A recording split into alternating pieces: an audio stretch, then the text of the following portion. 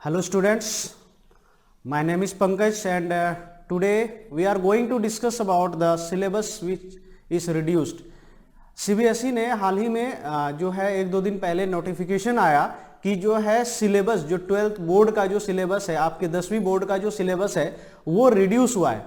तो आप क्या करेंगे, आपके जितने जो भी प्रश्न आएंगे, the questions will be asked from only the reduced syllabus, so you don't need to take the extra burden about the syllabus.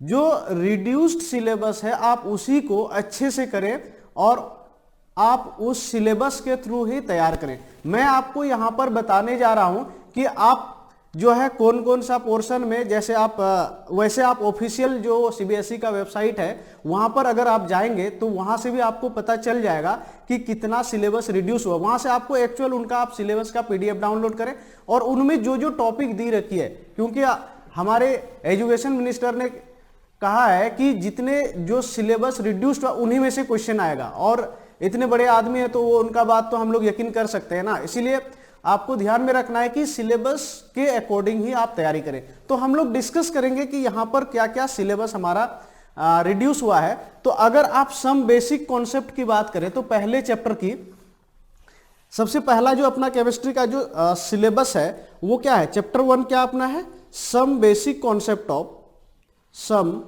Basic concept of chemistry, chemistry का सम बेसिक कॉन्सेप्ट। तो इसमें जो है जो हमारा रिड्यूस्ड पार्ट है वो reduced part कौन कौन सा है, आप क्या करेंगे, आपकी जो सीबीएसई का जो ऑफिशियल वेबसाइट है उसमें तो आपको जितना पढ़ना है वो दिया हुआ है। तो आपको जो पढ़ना है आप उसका पीडीएफ डाउनलोड करें, वहां से आप देखते जाइए और वहां से जितना भी है आप उनको क्या करें, उसी के अकॉर्डिंग तैयारी करें। तो हम लोग डिस्कस करते हैं कि आपको क्या क्या पढ़ना है इसमें। जो पहला जो हमारे पास है तो इसमें देखिए जनरल इंट्रोडक्शन में सबसे पहले जो है ना आपको जैसे कह दिया importance of chemistry, importance of chemistry के बारे में है ना, इंपॉर्टेंस ऑफ केमिस्ट्री ये चीज है। तो ये जो है इनिशियल पेज में अगर आप एनसीईआरटी पे जाएंगे, in the initial page you will find about the importance of chemistry. Importance of chemistry में आपको बताना है कि आप एक भी दिन ऐसा इमेजिन नहीं कर सकते हैं जो दिन जो है without chemistry you are spending. तो आप जान सकते हैं कि मतलब इनमें काफी केमिस्ट्री का इंपॉर्टेंट बहुत ज्यादा है, इंपॉर्टेंस ऑफ केमिस्ट्री है। उसके बाद यहां पर हम लोग क्या पढ़ेंगे, उसके बाद दूसरा जो इस पार्ट में है पहले वाले चैप्टर में जो है वो है एटॉमिक एंड मॉलिक्यूलर मास के बारे में पढ़ना है। Atomic and molecular mass, molecular mass जो है इनसे रिलेटेड जो भी आपको टॉपिक है ना। Mole concept, mole concept is also there, mole concept ये सब के बारे में आपको पढ़नी है। हाँ, आपको जो पहले जो हम पढ़ाते थे आप लोगों को कि उसमें क्या है, some laws of chemical combination, जैसे एवोगाड्रो लॉ हो गया, डाल्टन थ्योरी हो गया, है ना, क्लासिफिकेशन हो गया, ये सारी चीजें रिमूव कर दी गई है। So you don't need to study about that. इसके बाद बाकी बस वो पार्ट रिमूव हुआ है, बाकी जो पार्ट है वो है एज इट इज है, उसमें क्या है, उसमें है जो भी आप देखेंगे एनसीईआरटी में बाकी वो है। अब सेकेंड चैप्टर में मैं शॉर्ट में ही आपको बताऊंगा, बाकी डिटेल में आप क्या करेंगे, हम लोग लिंक प्रोवाइड कर देंगे डिस्क्रिप्शन बॉक्स में, आप वहां से जाके क्या करेंगे, आप पूरा पीडीएफ डाउनलोड कर लें। पीडीएफ डाउनलोड करके और उसका प्रिंट आउट लेके आप अपने पास रखें और सिलेबस के अकॉर्डिंग पढ़ें। सेकेंड चैप्टर क्या है, एटॉमिक स्ट्रक्चर। तो एटॉमिक स्ट्रक्चर में क्या इनिशियल शुरुआती दौर पर जो फर्स्ट सेकेंड पेज में जो है ना इनिशियल वाला पार्ट जो है उसमें क्या है, जैसे डिस्कवरी ऑफ इलेक्ट्रॉन है ना, डिस्कवरी हो गया, इलेक्ट्रॉन प्रोटॉन इन सारी चीजों की जो डिस्कवरी है वो वाला पार्ट क्या हो गया है, रिमूव हो गया। मतलब जो भी डिस्कवरी इनिशियल मतलब हिस्टोरिकल जो बैकग्राउंड था वो वाला पार्ट क्या किया गया है, रिमूव किया गया। आपको डायरेक्ट कहां से पढ़ना है, you have to study from Bohr's model of atom. Bohr's model of atom से आप स्टडी करें। बोर्स मॉडल ऑफ एटम हो गया, बोर्स मॉडल ऑफ एटम के बारे में पढ़ेंगे। और क्या है इसके आगे जितना भी है ना, bourse model of atom, dual nature of matter हो गया, है ना, डी ब्रोगली का रिलेशन हो गया, हाइजेनबर्ग अनसर्टेनिटी प्रिंसिपल हो गया, ऑर्बिटल क्वांटम नंबर्स हो गया, एसपीडीएफ ऑर्बिटल के बारे में पढ़ना है ना, और हुंड्स रूल अबाउट, ये सारी चीजें हैं, इलेक्ट्रॉनिक कॉन्फ़िगरेशन, इतनी चीजें हैं आपको एटॉमिक स्ट्रक्चर में जो है सेकंड चैप्टर में पढ़ना है। ये है आपका 11th का। 11th के लिए। उसके बाद तीसरा जो चैप्टर है आपका थर्ड चैप्टर यूनिट थर्ड जो है दैट इज व्हाट, वो यूनिट थर्ड आपका है classification of element. Classification of element में क्या है आपका जो है historical background, historical background, historical background is being removed from the syllabus, so you don't need to go through the development of the periodic table, how the periodic table was developed, you don't need to study about it। जैसे हम लोग पहले पढ़ते थे ना, Dobereiner का tried आया, फिर हमारा नेक्स्ट आ गया मेंडलीव का पीरियोडिक लॉ, और भी अलग अलग जो लॉज था हिस्टोरिकल जो उनका डेवलपमेंट हुआ था, we don't need to study about it. Directly हम कहां से पढ़ेंगे, आप कहां से पढ़ेंगे, आप मॉडर्न पीरियोडिक टेबल पढ़ेंगे। क्या पढ़ेंगे, modern periodic table, modern periodic table, इनका क्लासिफिकेशन, उनका जो प्रॉपर्टीज है ना, ट्रेंड्स, जैसे आपका एटॉमिक साइज हो गया, आयनाइजेशन एनर्जी हो गया, इलेक्ट्रॉन एफिनिटी, ये सारी चीजें आप पढ़ेंगे। तो ये हो गया आपका कौन सा, about the classification of element. इसमें जितना भी है मतलब सिर्फ स्टार्टिंग वाला पार्ट आपको रिमूव करना है, स्टार्टिंग वाला पार्ट रिमूव करके बाकी सारा आपको पढ़ना है। उसके बाद अगर हम केमिकल बॉन्डिंग है ना, फोर्थ चैप्टर जो है केमिकल बॉन्डिंग, तो केमिकल बॉन्डिंग में पूरा चीज है, उसमें ऐसा कुछ नहीं है कि रिमूव हुआ है। केमिकल बॉन्डिंग फुल चैप्टर आपको पढ़नी है ना, पूरा पढ़ना है, केमिकल बॉन्डिंग पूरा पढ़ना है। स्टेट्स ऑफ मैटर में जो है कुछ पार्ट उसमें भी रिमूव हुआ है, जैसे विस्कोसिटी हो गया, और इसमें जो है मैं आपको बता देता हूं स्टेट्स ऑफ, देखो स्टेट्स ऑफ मैटर में जो फिफ्थ चैप्टर है, इन द फिफ्थ चैप्टर, एक मिनट में इसको क्लियर कर देता हूं, बाकी तो आप जो है डाउनलोड कर लेंगे उनसे, तो उससे आपको पता चल जाएगा कि क्या पढ़ना है, क्योंकि यहां पर हर एक चीज मैं लिख के बता नहीं सकता है ना, काफी टाइम भी इसमें टाइम भी लग जाएगा, तो इसीलिए हम लोग क्या करेंगे कि इसको शॉर्ट में हमें आपको बता देता हूं। ठीक है, तो अब देखिए बाकी आपका जो नेक्स्ट चैप्टर क्या है, states of matter. States of matter में आपको 3 स्टेट्स ऑफ मैटर पढ़ना, इंटरमोलिकुलर इंटरेक्शन। इंटरमोलिकुलर इंटरेक्शन में आप क्या पढ़ेंगे, जैसे डायपोल डायपोल इंटरेक्शन होता है, आयन डायपोल इंटरेक्शन होता है ना, हाइड्रोजन बॉन्डिंग होता है, जो भी टाइप ऑफ इंटरेक्शन है इनिशियल वाला part you have to study about it, उनके बारे में आपको पढ़ना है। फिर आपको पढ़ना है मेल्टिंग बॉइलिंग पॉइंट का जो ऑर्डर है ना, गैस लॉ पढ़ना है, गैस लॉ में Boyle's law, Charles law, Avogadro law, ये सब पढ़ना है आपको, मोल्स का है ना, चार्ल्स लॉ, ये इतनी चीजें हैं। और उसके बाद जो है आइडियल बिहेवियर, एम्पेरिकल डेरिवेशन, और Avogadro number, ideal gas equation and deviation from ideal behaviour, ये इतनी चीजें पढ़नी है। यही चीज आपको सिलेबस में लिखा हुआ है, आपको उसी को फॉलो करना है। उसके बाद नेक्स्ट चैप्टर में अगर हम आते हैं तो नेक्स्ट चैप्टर क्या है हमारा, केमिकल थर्मोडायनामिक्स। तो केमिकल थर्मोडायनामिक्स में आपको जो स्टार्टिंग वाला पार्ट में एनसीईआरटी जब ओपन करेंगे, you will get some topics like concept of system and surrounding, system क्या है, सराउंडिंग क्या है, वर्क क्या है, हीट क्या है, एनर्जी क्या है, एक्सटेंसिव इंटेंसिव प्रॉपर्टी, ये सब आपको पढ़नी है। एंड इंटरचेंज, अब देखो फर्स्ट लॉ ऑफ थर्मोडायनामिक्स पढ़ना है, इसमें फर्स्ट लॉ ऑफ थर्मोडायनामिक्स में इंटरनल एनर्जी हो गया, एंथैल्पी हो गया, measurement of delta U and delta H, all this you have to study about. Hess law है ना, atomisation, sublimation, phase transition, ionisation, solution and dilution, ये सारी चलना है। सेकेंड लॉ में भी आपको जाना है ना, इंट्रोडक्शन, तो ये सारी चीजें आप इनको एक बार देख लेंगे।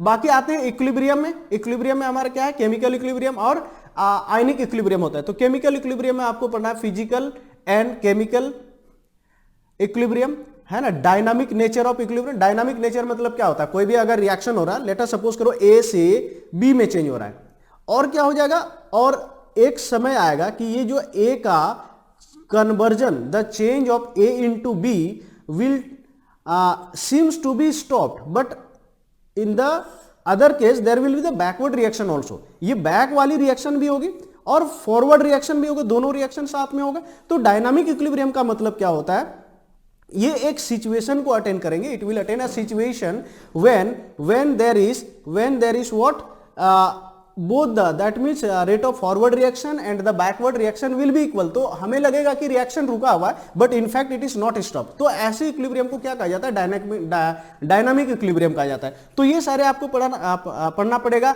ली चैटेलियर्स प्रिंसिपल हो गया, आयनिक इक्विलिब्रियम, आयनाइजेशन है ना ऑफ एसिड एंड बेस, ये वाला आपका आयनिक इक्विलिब्रियम पार्ट में हो गया। बफर सॉल्यूशन, सॉल्युबिलिटी प्रोडक्ट, लेकिन इसमें जैसे सॉल्ट का जैसे डिसोसिएशन हो रहा था, हेंडरसन इक्वेशन, ये सब नहीं है ना, बाकी सारा तो आपका जो है इसमें। ओके, अब बाकी आ गया, नेक्स्ट आ गया आपका रेडॉक्स रिएक्शन, है ना, ऑक्सीडेशन क्या है, रिडक्शन क्या है, इनके बारे में जानना है। Oxidation number, balancing of redox reaction, है ना, in terms of gain of electron and loss of loss and change in oxidation number. तो यानी कि इसमें जो है आप देखिए इस वाले चैप्टर में जो है यूनिट जो आपका 8th यूनिट है रेडॉक्स रिएक्शन, इसमें लास्ट वाला पार्ट को रिमूव कर दिया गया है। पहला जैसे हमारे पास जैसे ऑक्सीडेशन नंबर निकालना, how can you calculate the oxidation number, और हमारे पास उनका जो बैलेंसिंग करने का मेथड है वो आपको पढ़नी है। तो ये हो गया। उसके बाद नेक्स्ट जो है हाइड्रोजन चैप्टर। तो हाइड्रोजन चैप्टर में जो है स्टार्टिंग वाला है कि उनका आइसोटोप्स क्या है ना, अकरेंस किस फॉर्म में अकर करते हैं, है ना, कोवेलेंट एंड इंटरस्टिशियल हाइड्राइड जो है, फिजिकल और केमिकल प्रॉपर्टीज जो है, heavy water hydrogen as a fuel, बस इतना ही पढ़ना है। बाकी आ जाओ group 1 and 2 S block element की अगर बात करें तो एस ब्लॉक में आपका ग्रुप 1 और 2 आता है ना, alkali metal and alkaline earth metal, उनके बारे में पढ़ना। आप उसका एक बार पीडीएफ जो है हमारे डिस्क्रिप्शन लिंक में प्रोवाइड कर दिया जाएगा, वो आप पढ़ लेंगे। उसके बाद पी ब्लॉक एलिमेंट आ जाएगा 13 और 14, आपके 11th की मैं बात कर रहा हूं तो 13 और 14 इसमें आएगा। उसका ऑर्गेनिक केमिस्ट्री की बात करें तो सम बेसिक प्रिंसिपल, ये जो some basic concept of chemistry है ऑर्गेनिक केमिस्ट्री के, उसमें जो है जनरल इंट्रोडक्शन, क्लासिफिकेशन हो गया, नोमेनक्लेचर आपको पढ़ना है, यूपीएससी नोमेनक्लेचर, इलेक्ट्रॉनिक डिस्प्लेसमेंट मतलब इलेक्ट्रॉनिक जैसे इंडक्टिव इफेक्ट हो गया, इलेक्ट्रोमेरिक इफेक्ट हो गया, जितना भी आपका जो है रेजोनेंस इफेक्ट, इन सारे चीज को आपको पढ़ना है। उसके बाद बाकी जो है सेकंड जैसे प्यूरिफिकेशन जो है ना, या एस्टिमेशन वाला पार्ट इसमें रिमूव कर दिया गया है। ओके, उसके बाद आपका आ गया हाइड्रोकार्बन। हाइड्रोकार्बन में भी अल्कीन पढ़ना है, अल्कीन पढ़ना है। उसके बाद प्रॉपर्टीज, अल्काइंस, ये सब इन सारे चीजों के आपको बारे में आपको पढ़ना है। और हम आगे जब चले, अगर हम बात करें 12th की, है ना, हम देखते हैं 12th में, तो 12th में जो है हमारा सिलेबस क्या क्या है। तो अब देखिए पहला जो है आपका चैप्टर क्या है, सॉलिड स्टेट। तो सॉलिड स्टेट में आपको जो है क्या क्या पढ़ना है। सॉलिड स्टेट में शुरुआत वाला पार्ट पूरा पढ़ना है ना, जैसे टाइप्स ऑफ सॉलिड, क्रिस्टलाइन है, एमोर्फस है, और जो क्रिस्टलाइन एमोर्फस की मैंने बात करी। फिर लास्ट में जैसे मैग्नेटिक वाला है ना, मैग्नेटिक और बैंड थ्योरी जो है सॉलिड स्टेट में, you don't need to study about. ये मैं आपको बता रहा हूं बोर्ड एग्जाम के लिए, क्योंकि नीट के लिए तो उसने क्लियर कह दिया कि आपको पूरा पढ़ना है। नीट या जेडबल की अगर कर रहे हैं तो उनके लिए आपको पूरी पढ़नी है, वो पूरा सिलेबस आपको पढ़ना है। तो ये हो जाएगा क्लास। देखो सॉलिड स्टेट में क्या क्या आपको पढ़ना है, मैं ऐसे वर्बली में बता देता हूं। क्लासिफिकेशन ऑफ सॉलिड पढ़नी है, ठीक है, जैसे आपने बहुत सारे बच्चों ने अब जैसे 12th में अभी तो आपका बोर्ड एग्जाम होने वाला है, तो most of you have already prepared about it and you know about it and it is more beneficial for you that you have been given the reduced syllabus for your board exam, so this will be benefit for you.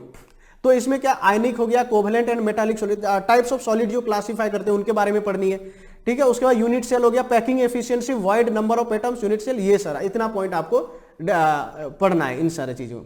उसके बाद solution वाले chapter में भी वैसे ही क्या किया गया, last वाला जैसे वेंटो फैक्टर वाला, एबनॉर्मल मोलर मास है, ये वाला पार्ट को रिमूव कर दिया गया है।